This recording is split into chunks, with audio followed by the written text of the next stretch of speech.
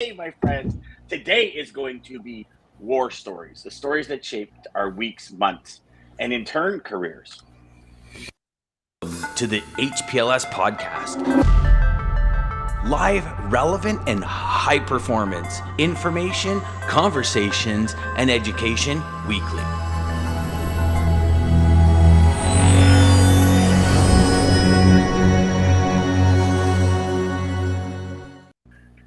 Daman says, "Good morning, happy Kennedy." Damon's total champ this week. He came strong this week. We got to see from you, David, if you want. No, I asked Damon yesterday. I said, "Do you want to come on for the War Day?" And he says, "You know what?" He goes, "You got enough people. I'll come on another time." I said, "Okay, no problem. I get it." So, Damon, just so you know, look, we got Kennedy in the house, and my man right down here on this side, Mr. Jeff, is already on Independence Day. We don't even get to have Canada Day before we all jump into this Independence Day. I'm telling you. And not to go too deep into it because I'll have a whole country against me, but exactly. Yeah. Hey, morning, Lisa. Good morning. Good morning. Now, I think Mark Ridley's ready to get back in. Mark, can you hear us, brother? No, we're still on a Sprint commercial. Can you hear me now? No. Mark's gonna go backstage again. So happy Canada Day, everybody. Today and Monday are actually going to be pretty cool days. The four of us, if Mark can grab his respective phone to start working on us, we're going to talk about war stories. We're going to share some stories from our tenure in this wonderful world of logistics and supply chain in trucking, all the way around the world, from Australia with Dean over back to us in North America. And we are going to actually, I think Mark, no, I thought he had it in the background. So we're going to have to, there you go. Leave it like that. No worries. All right. So who wants to start? In and out. We're trying. We'll start with the oldest. Go with Dean. Who's the most experienced? Who has the best stories? So Dean, I could be the oldest. I got you. Yeah, I was thinking about this, Dad. I've had some fascinating stories from my time on the road. A lot of them I wouldn't want to share on the radio. There's one I will, because I think it's indicative of the industry that we're in and what role trucking plays in the supply chain. As a teenager growing up in Australia, there was a trucking fleet in our town that always had shiny trucks. They had chrome stacks, chrome wheels. So in the mid-70s, this was really unusual. So they were cool way before any of the custom truck business came along. They had the shiniest, biggest, fastest, loudest trucks you've ever seen in your life. So in the mid-70s, that was pretty unusual. It always caught everyone's attention. Everyone hypothesized as to what they were hauling in their reefer vans. And they had about 40 of these trucks. So I grew up in this town with these guys. I always wanted to drive for them, was my goal. And I ended up driving for them, hauling produce out of what they call the Murrumbidgee irrigation area, which is an area where a lot of things are grown. So I'm hauling produce. It's a Saturday night. I'm running out there. It's about an 8-hour drive out to the middle of the state that I'm in, New South Wales, and we load produce. And as you do on farms, and the reason I think this is relevant, a lot of produce haulers today have to do multiple pickups on farms. Because of the ag hauler's exemption, within 150 air miles, you can do multiple pickups without recording on duty. So growers tend to take advantage of that and get you to do pickups all over the area, even with these, big trailers. And keep in mind, I had a 9-axle B train. So, there's a lot on farms. It's hard to get them into areas that are dirt roads across little culverts and drains and things like that. So you're doing multiple pickups. It's really arduous. And then the hard part is you've got to do at best a 9 to 10 hour haul into the markets, and you have to be there at 3 a.m. for the market to open. So whenever you run market freight, no matter where you're going in the country, if it's a Sunday night market or a Saturday night market, you have to be there on time. Otherwise, they don't hand you the wad of cash for the load, and it's cash. I mean, you get a big big bankroll of cash. So he says, my boss says, just run over to this farm and pick up 4 pallets of citrus. So, oh, sure, right, I'll throw them on the back of the second trailer. Backed it into this shed. All the workers are around. We load the 4 bins on, and I looked at these. They were clementines, and they were rotten and smelly and stinky. And I said, "There's no way anybody's going to eat these. And they're not even for juicing. They're not even juicing quality." Anyway, didn't think another thing of it. Heading into Sydney on the freeway, there's I saw these motorbike lights behind me, tailing me, and this went on for a couple of hours, and. As a driver, you're always watching who's following you. And for no other reason than I just like to know who's behind me, because when the cops are sitting behind you, you've got to do the right thing. Of course, we were running pretty fast. He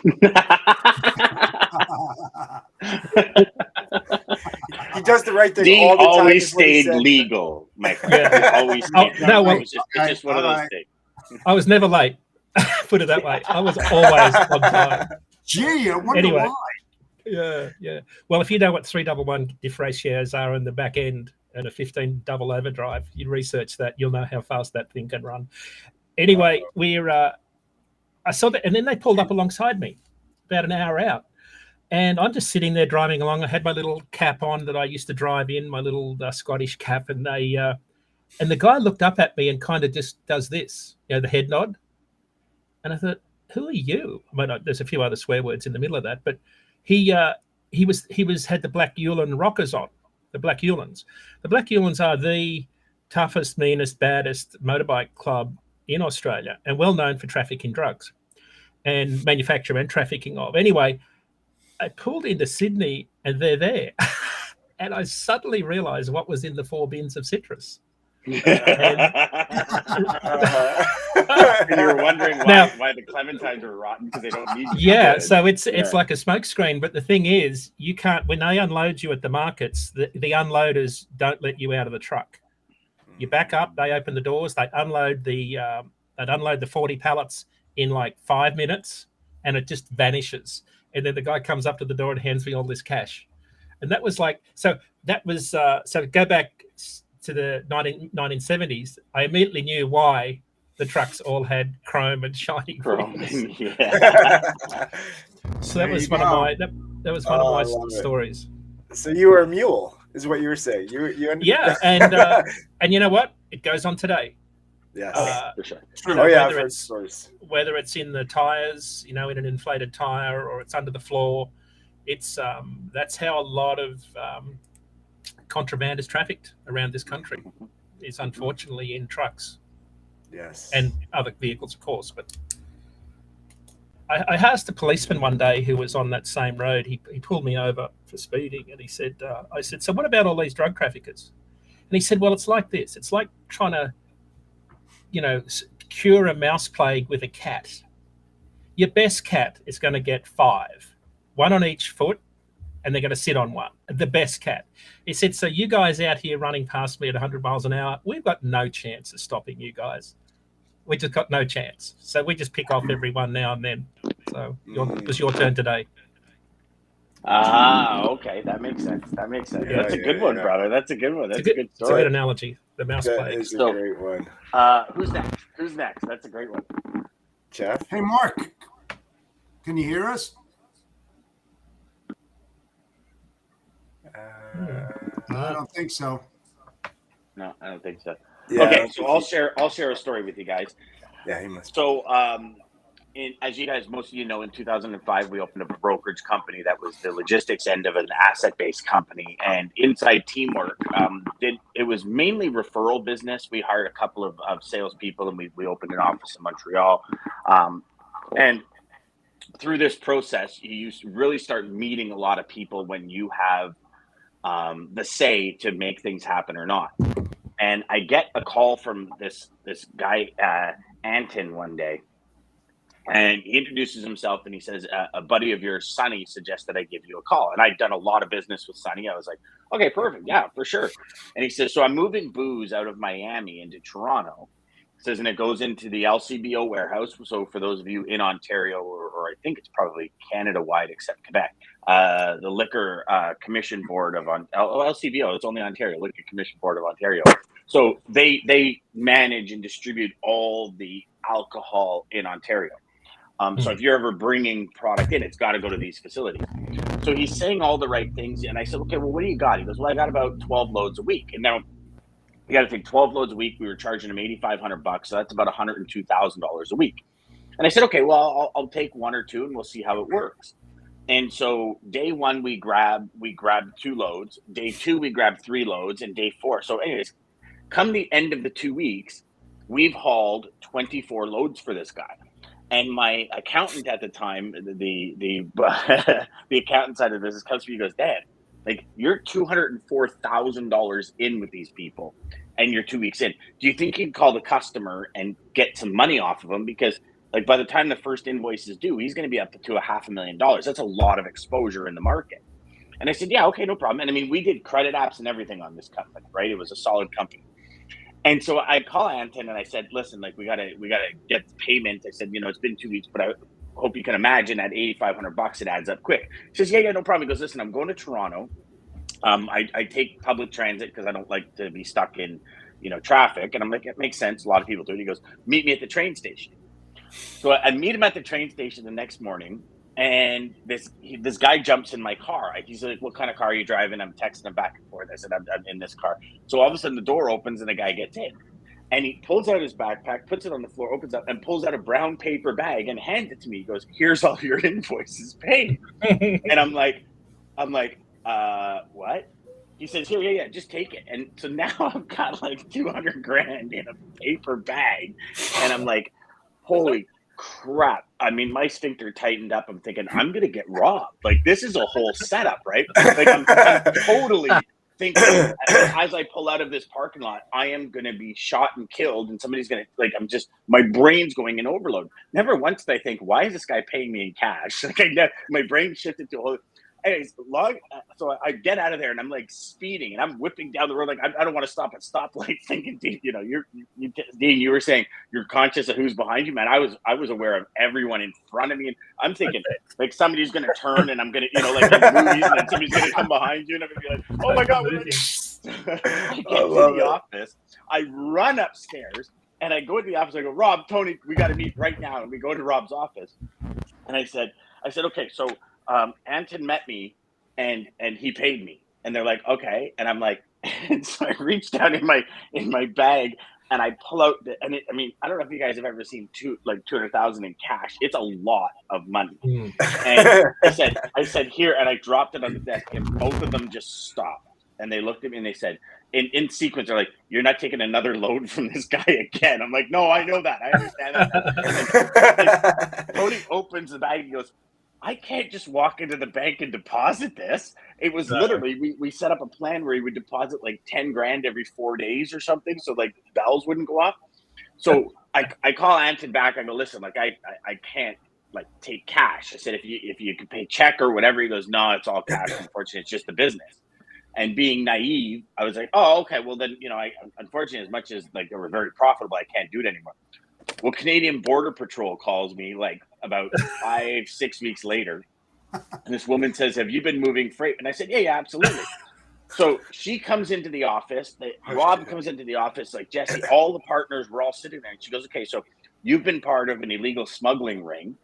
And I'm like, okay. And she says, so if you don't have proper signed bills of ladings, unfortunately, you're actually part of it. Ooh. And so luckily we like all the bills were signed and we kind of had the bill signed at the shipper and the receiver. So what was actually happening when we dug into it, when the Canadian Border Patrol dug into it, is we would be giving them ETAs, obviously, because you got $1 million worth of booze coming up the road. They want to know where it is when it arrives. When it would get there, the driver would walk in and check in. They'd say, oh, this particular delivery is delivering across the street. The driver wouldn't think anything of it because it's a full, like a complete bonded facility.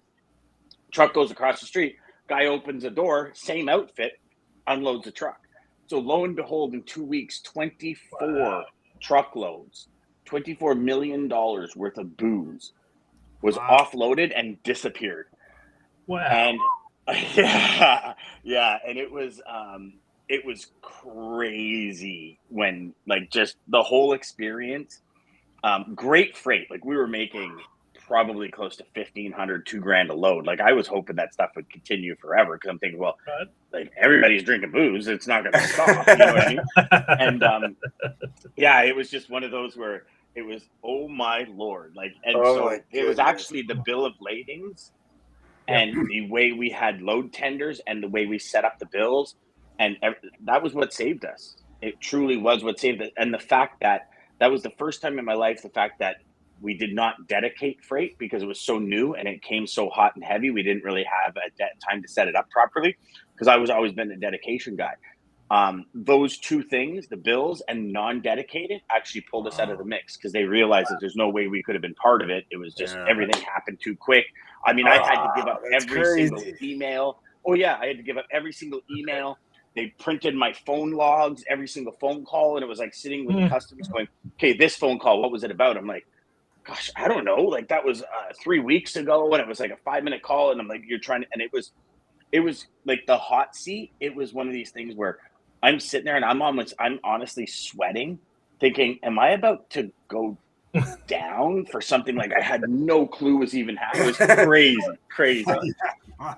Holy cow. Yeah, I've got a good one. Back in the 90s. I thought you were going to say back in the 60s. All right, see you guys. So back in the 90s, I worked for Onkyo USA, a big CPG company, and we worked with a wood specialty products. They did the cabinets for a stereo system, the kit side of it, and they were located in Rogers, Arkansas, and they used to send up all the kits, the speakers and everything, to Ramsey, New Jersey, and then we would take that, put it together, and then send it down to Florida. And I said, you know what, that doesn't make any sense. Let me go down there and talk to them and see if we can get a DC, because it's close to Florida, and we'll bring our stereo equipment down there, complete it, and then send it to Florida. It would save a lot of money. So I go down there, and it's my second day there, and I'm walking around the plant and everything, and then I hear somebody say, "Gun!" And I went, "What?" Everybody hits the ground. We're on maneuvers. It was real. The guy did have a gun, and we're crawling on our stomachs and everything. And I'm looking for that first door. And as I'm opening up the door, I'm saying to myself, holy shit, he knows I'm going through the door, you know? And I'll tell you what, it doesn't get any realer than that when you're in a situation and you see people scrambling. No shots were fired, but we went flying out that door, and it was one of the worst experience of my life in the industry, because I really thought that it was going to be like a mass shooting of some type. Wow. Well, you know what? From Jersey, I would expect the first thing you to do is, that's not a fucking gun. This is a gun, boy. Don't bring a pea shooter to a gunfight, boy. Yeah, and that's gotta be scary, brother. Oh man, I'm telling you, and it was the same company. That's the bad, and here's the funny part of it. Not to deal with the gun, but my boss and myself, Nick Ziss, and he'll attest to this. Hi, Nick. We used to load the trailers of electronic equipment, 53 footers, about 25 to 2,800 pieces, hand stacked in a trailer. And so my boss and I, we go, you know what? Let's help out the guys. We'll take a trailer and we'll start loading it. So we start loading it, and we get towards the end of the trailer, and we're standing at the door, and my boss goes, Where's my wallet? And I went, what? And lo and behold, he lost his wallet on the second row in the nose of a 53-footer with 2,800 piece boxes stacked in there. And we had to go and unload it. It took us 2.5 hours to load it by hand, and another about 2 hours to offload it. And it was in the middle of the summer. It was one of those see-through type roofs that was like 125 degrees at the top level, and we lost 10 pounds. But One of those trailers, when you open the door, it feels like when you're camping and the morning sunshine comes out and the tent just is like 9,000 degrees. It was like a blast furnace, like a blast furnace. So I never let my boss down from that 25 years later. Nice. Yeah. That's one of those ones where, I'm going on lunch. You have a good time, and we'll see you when I get back. Oh yeah. We used to bring our jeans to work because we always were part of the troops and helped everybody out, man. How to get in those tournaments. For sure. James says, I'm late, DJ. Don't fire me. Good morning, gentlemen. Good morning. Good, and then Scott says, good morning. I have a few for sure. Well, Scott, hey, share them. Anybody out there with stories, share them. Yeah, absolutely. Scott, if you want to join us Monday, let me know, and we'll bring you on. We'll bring you on the show Monday. So, who's up now? Mark, are you with us, brother? Or are you just enjoying the entertainment on the backside? Can you hear me? Oh, the sky's parted. The sunshine comes in. Ridley is here. That is awesome. The handsomeness is done. Yeah, beautiful. Behind you. I didn't realize that. I thought you introduced this as war story. Like, I just seem to be surrounded by criminals right now. I'm a finance guy. I can't get mixed up in this stuff. There's laws that prevent. You mean you're trying to tell me in the financial world you have no stories? Oh. Well, I mean, when I started out banking in early 90s, I worked in a branch in East London. So people walking in with shotguns and taking money from it was kind of like part of the daily kind of grind. So part of the application was, so how are you with guns being put in your face? You okay with it, or are you going to be okay? Well, the first 3 or 4 shotguns, you're like, shit, I'm going to die. And then you realize they don't really want to shoot you. They just want the money. So you just have money and you're away, you know. It becomes part and parcel. What becomes really weird, though, is when you're kind of on first name terms with armed robbers. Mark, you just said when it comes to the banking world, it's part and parcel that you're going to get robbed. I love it. It's like, just another day. Let me caveat that. In branches in East London. So don't want to put out. Right. Yeah. But like from a perspective, my only war story is trying to get here right now. I'm on the road. I've been stuck behind. I should very careful say this. I've been stuck behind a truck. And what I really do like, my only war story for today, is a truck that's doing 65 behind another truck that's doing 65. Decides, I think it's a good idea to overtake the truck in front of me on a hill and 6. So let's all just sit behind those guys for 45 minutes while they battle it out. But that's my war story for today. But in terms of being in banking, having been robbed, I think that's kind of really bad as pretty much as it can get. I thought. Nice. So I saw Dean shake his head there, but before we get to that, here is.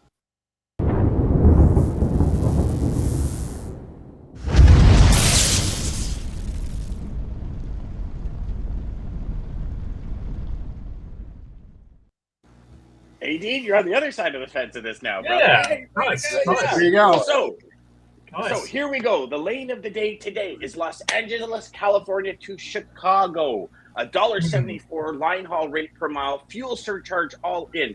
$2.48 a mile. Contracted rates at $3.16 a mile, including fuel. Here's the year-over-year spot rate change per mile, minus 97 cents. Holy crap. Now, this line haul rates are trending upward after a steady decline of about $1.37 a mile since January and 10 cents a mile higher than the May average. So from January, it's probably one of the biggest lanes that we've seen a decrease in since we've been doing lane of the day. So let's talk about your week in review here for a minute. So dry van, $1.94 a mile. We're looking, this is over across North America. Line haul week over week change has been flat. We're talking year over year change of minus 42 cents and an all-in rate of $2.68 a mile. We're 11 cents a mile lower than 2018, underpinning the high fuel surcharge and steady RG compliance. Second one for the reefer market is $2.27 a mile. We're up 3 cents a mile, which is awesome, but down 52 cents a mile year over year to a total tune of all-in rate of $3.08 per mile. That's 12 cents a mile lower than 2018, underpinning the low volume of produce season again. Now, flatbed, y'all, all y'all flatbed, huge industrial market rising, $2.51 a mile. It's actually down 4 cents a mile. And minus 23 cents year over year, all in rate is $3.40. However, it is 5 cents a mile higher than the 2018 average, underpinning how steady the industrial economy is at present. That is your DAT lane review and review of the week on Lane of the Day. Thank you, Dean, and to Christina for providing us that information. You guys rock. Thank you. Thank you. So DJ, we got like 4 minutes and 10 seconds for you to tell your story. You know, I don't really have I don't have any good stories. I actually don't have. I don't have any. I can tell you about a lot, folks. So I can tell you about a lot lizard story. You want to hear that story? Sure, go for it. Yeah. So had a driver one time, and they made some bad decisions, and they needed an advance, and we had no clue why. And so I'm new to this, so I have no clue what they're even asking me or why they're asking me. I'm like, I don't know why he's asking me. He just says he needs an advance. Well, you got to find out why. And he had the lot lizards person there to collect, and he didn't have the money. So. See, that's what's wrong with the hours of service. You got to spend too much time in truck stops. Yeah, exactly. There you go. It's crazy. That's awesome. Okay, well, you know what? That's awesome, boys. We got like 5 minutes left. If you all want to share another one, or you just want to. Anybody else got a good one? Out? Yeah, I'll tell you a good one. And I told Dan and DJ about this one where there was a pup train that was traveling through Nevada, and this is the Fast and Furious at its best. This was back in the 90s, and when you're traveling at 75, 80 miles an hour in a truck with some tandems in the back of you, and you're going through the middle of the desert, nobody's around, weird things happen. And what happened with this, and I'm trying to make a long story short, is that somebody came up with an incredible idea of taking a pickup truck and putting a platform on the hood of the truck, and had cables that could hook into the back of an ICC bar. And what these guys did at night was that they had night vision goggles. And this is what the police said, that it was the only way of doing it possible, that they pulled up, put the truck in neutral, hooked into the back of the ICC bar, open up the doors of the trailer, and it was an inside job, and they had a bar in there so that it wouldn't flap, the doors wouldn't flap open. The guys went from the backside of the truck over the cab to the hood truck and started offloading. They knew exactly what they were doing, and then when they were completed, they just unhooked, except there was one hook that was left in the ICC bar, and they just went to neutral with no lights on or anything and just coasted behind. The driver never knew what hit him, because when you're traveling at that speed and you're keeping up speed with them, you're not going to know that something hooked into you, especially if it's light. And they found that out about 2-3 weeks later. And this was in the early 90s. The same kind of thing happened on an intermodal train going through the desert, where you have the service lane next to the tracks, and they had like a cage off the side of a pickup that they were able to cut into the COFC containers and take product off of that as well. I mean, I have a ton more stories than that, but they were very inventive, very, very inventive back then. Mm-hmm. I bet. Well, you know what? They're always inventive. Mark, before we go, brother, can you give us an update on the financial market and currency exchange and do your summary? Yeah. Oh, Mark, I think it's his internet is down. Yeah, he's froze. Yeah, I think he's he's froze. But Either that or he's pretending. Scott says he wants a time for Monday. Yeah, definitely. Scott, I'll hook up with you off air, brother, and we'll get you a link for Monday. And I got to hear about this. Spike insurance on this load of crab. Nice. All good until it goes missing forever. 100%. All right, gents. Well, that was fun. Hey, Monday is going to be a good one. So I'll come with your war stories Monday. Monday, we're going to do another episode of War Stories here on Sales Chatter, everybody. Unfortunately, Mark Ridley couldn't be with us. Update. Yeah, we lost Mark. Rest in peace, sir. Mark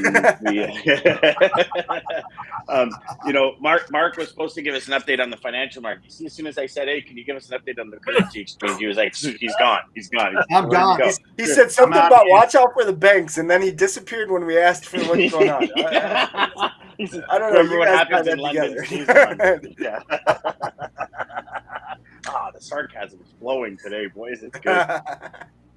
All right, gentlemen. Well, thank you so much for being here. Thank you to Daman. Thank you to Centurion Trucking. Thank you for letting us share your war stories. Happy Canada Day, everybody. Canada Day today. Then y'all can have Independence Day on Monday, okay? How's that? Right. Happy 4th of July, guys. Yes, happy 4th of July, everybody. Thank you all for joining us. Obviously, hopefully you like the story. Share the stories in the chat as well. Scott, can't wait to hear this crab story. I never moved crab. I was too scared. But the dude that was next to me, he had a lot of those stories, and I remember to take Dan's line, his sphincter was tight very often when he was moving those loads. So I can't wait to hear that story. Thank you, everybody, for joining us weekly like you do. Sales Chatter Live, Monday through Friday, 9 a.m. till 9:30 Eastern Standard Time. Start your day right with us. Get yourself in the right mood, ready to take on the week and design the life of your dreams. Scared now. There you go. I'm reading the chat over here. Hey, Mark. Gentlemen. Yeah, Mark, we thought you left us as soon as we asked for a market review on foreign exchange, and you were gone. I was like, I was all ready to go for that. I'm out of here. That's okay. I figured somebody put a shotgun in your window or something, and you were gone. I don't know. We thought you had to run. Here's another very vanilla, boring war story. My iPad decided that it doesn't like heat, so it was sitting on the dashboard. Yes. And but again, like coming back to the war stories, you got to remember, I'm an office boy, so getting paper cuts. That's about as serious as it can really get. Getting a staple in your finger. Oh man, my wife talks to me about childbirth. I'm like, dude, get a paper cut. Come back to me. You just pissed every woman watching the show. And if my wife was listening, it wouldn't be a shotgun in the window. It would be a punch in the face. Rightly so. And rightly so. I'm out. The island voted Mark off. He's gone. Childbirth? Are you kidding me? Try getting a paper cut in your finger or stapling your finger to the desk. That hurts.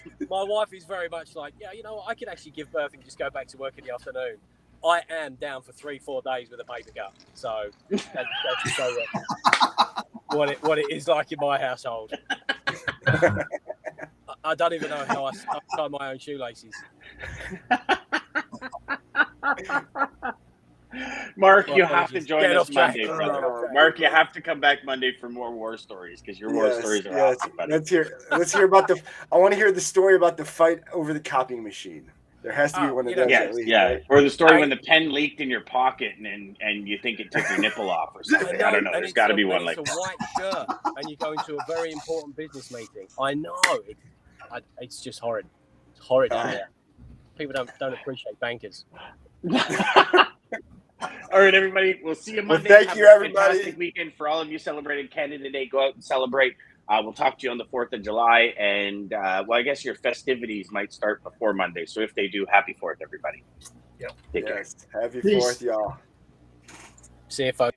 Centurion Trucking. Our motto is people before profit. Today's market requires more transparency, consistency, and focus on what our clients need to win. Centurion Trucking and American Logistics are poised to help their clients achieve and surpass their targets. If you're looking for a team that honors your needs, dreams, and aspirations, then get a hold of Daman at American Logistics or Centurion Trucking.